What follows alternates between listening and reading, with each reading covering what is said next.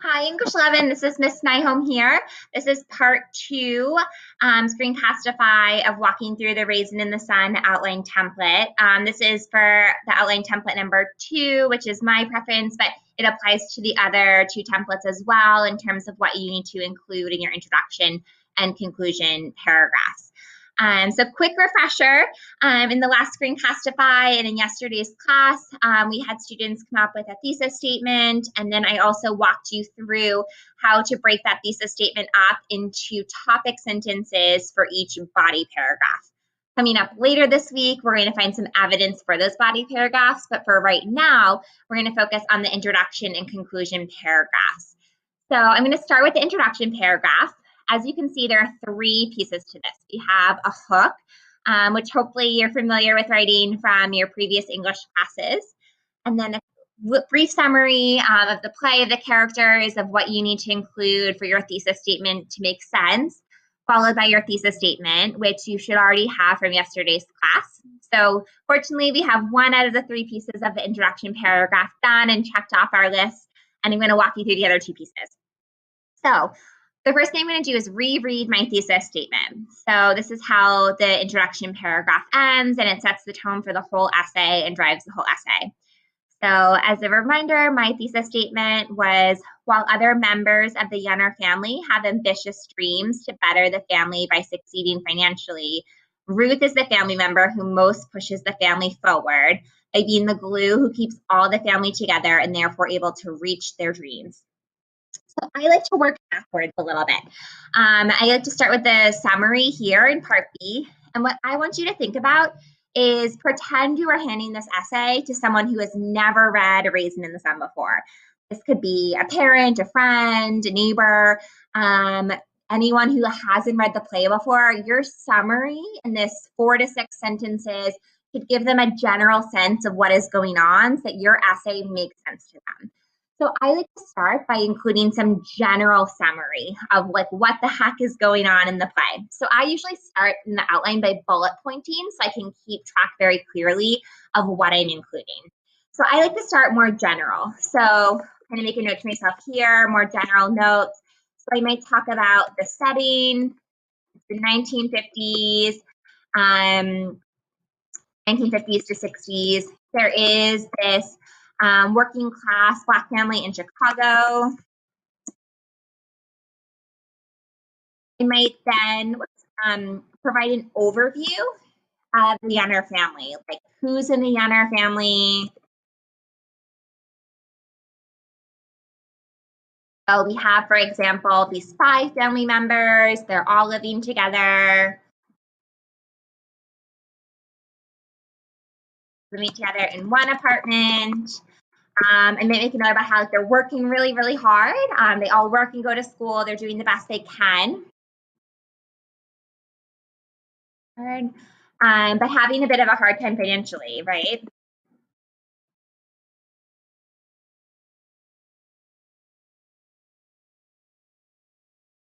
Okay.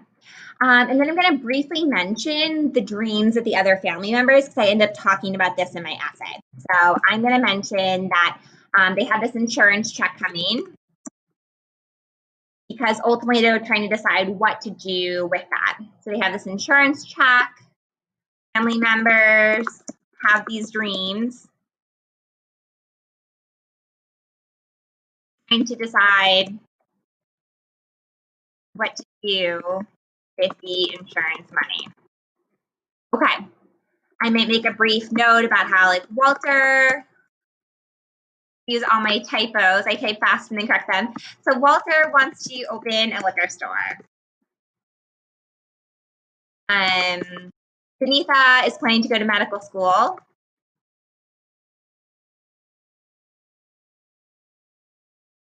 And Mama / Lena ultimately is hoping to buy a house, but also wanting to support her children's dreams.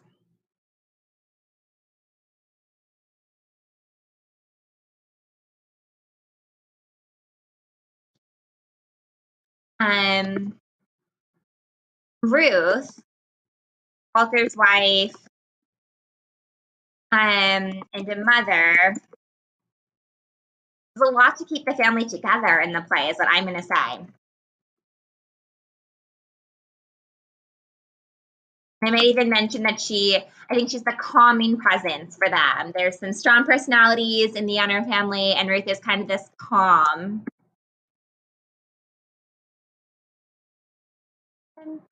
Okay, so you can see hopefully with my summary, I start really general, giving an overview of like what the heck is going on, where is this, what's the setting, who are the Yenners, what are like the major plot points that I need to explain for this to make sense, including mentioning that there are these other characters who have these dreams, and then ultimately talking about Ruth, who is going to be my main focus in my thesis statements. You can see it starts very broad and it gets more specific. So I'm going to go up to my hook. And as I mentioned, in my summary, it starts broad and gets specific to lead to my thesis statement. So the hook is this most broad statement. So I like to think about connecting the thesis statement and my argument to like a general statement or question. I really like to start essays with questions, but I'm going to think about what I'm ultimately trying to argue with Ruth. So I'm ultimately saying like she helps them advance by being the glue who keeps the family together to reach for their dreams. So I might pose a question. I'm going to think out loud here and think, like I know some people maybe who like they do a lot of support behind the scenes. So I might start by saying, have you ever known someone who provides a lot of family support behind the scenes? And that's going to be my hook, I think. I think that this is something that people can connect to. Like they might be like, yeah, I'm that person in my family, or maybe they like think of their sister or friend or someone who really is that like calm presence who keeps it all together. And so I like to pose a question that maybe people could relate to, where they could wonder like where I'm going with that, and it'll hopefully help them to keep reading my essay. So my introduction, the outline is done. I have a hook, I have a summary starting general and getting more specific to my character. And then I have my thesis statement from yesterday. So we're going to go into the conclusion paragraph. It's going to look very similar to the introduction, but almost like the opposite of it. In the introduction, we start broad and get more specific to the thesis. I'm going to scroll down past my body paragraphs, and we're going to see the conclusion here. There are 3 pieces to the conclusion, and it's like I said, it's essentially the opposite of the introduction paragraph, where the conclusion is going to start specific and then get more broad. So the first thing we're going to do with the conclusion paragraph is to restate our thesis statement using new language. We're going to summarize the main points we've made in our essay, thinking about the topic sentences and maybe some big points of evidence. And then we're going to get broad. We're going to bring it like beyond a raisin in the sun to more general, applying to people of like, so what? Like, how does this connect to people? So I'm going to restate my thesis statement here. I was writing about how Ruth is the person who connects, keeps everyone together, and helps them advance their dreams. So I'm going to maybe swap the order of how I wrote my thesis statement in my introduction paragraph. And I'm going to say, maybe of all the members of the Yenner family, Ruth helps to advance the family the most by keeping them together and helping them to reach their dreams. I'm going to rephrase this here. So what I often suggest if you're struggling with how to restate your thesis is look away from the paper and think about what is like the big thing you're trying to argue here. Pretend you're like talking to a friend or family member. You could even do that in real life if it's helpful, but just try to verbalize out loud, like what is it you're talking about? And then don't overthink it, just write that down. So here, I'm going to summarize the points I've made in my essay. For right now with the outline, it might be something that you list out based on what you think you're writing about, and you might need to come back to this and write in more detail. But essentially, you want to provide like the main points in your body paragraphs. So I'm going to think just body paragraph by body paragraph. I'm going to go through, and you can refer back by just scrolling right up to the topic sentences and ultimately your evidence. But in my first body paragraph, I talk about Walter and Beneatha, their dreams, and how they hope to achieve success ultimately, like financially and in their careers.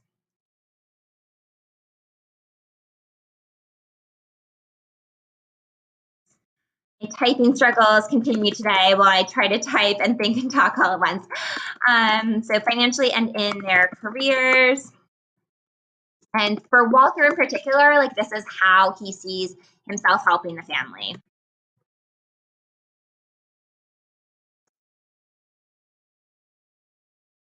Okay, my body paragraph number 2 is really talking about how Ruth keeps the family together. She's the glue. So Ruth is the glue. And I might provide like some examples here. So I might example or so, or just provide like a general gist of what happened in my body paragraph. Like perhaps I've like listed out a few examples in my body paragraph, and I might like reference those here to just really show like she keeps it together. And then I'm going to say support helps all the family in so many ways toward achieving goals. And again, maybe put like maybe paraphrase like one example here. And then ultimately, it helps them in general to reach their goals. So my big takeaway at the end here is like, so what? How does this connect general life and real people? So I'm going to think about like, what does Ruth kind of symbolize? What can people learn from her? I think that's a really great way to think about this ending of the conclusion is like, what could like someone learn from that character and their life journey? And I think I'm going to kind of brainstorm here a little bit, but I think don't underestimate like being a supportive like family member or friend is a good life lesson that people could learn from Ruth.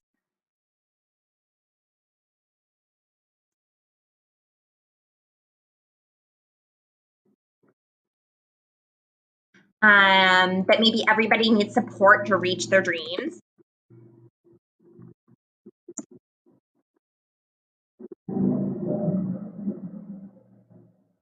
And yeah, I think I'm going to start with that. I might kind of learn some more lessons as I go through finding my evidence that I can add on to at the end. But for now, for my outline, I think this is a good start for my conclusion and introduction since I haven't written my full essay yet.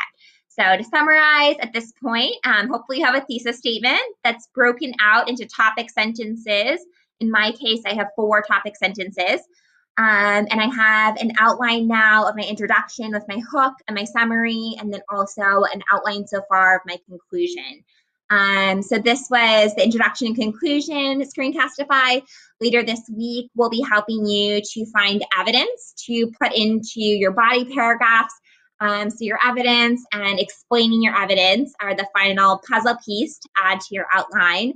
And once you're at that step, you will have basically your whole essay completely outlined. You'll just need to write it out and polish it up. So this is Miss Nyholm, and I will talk to you soon.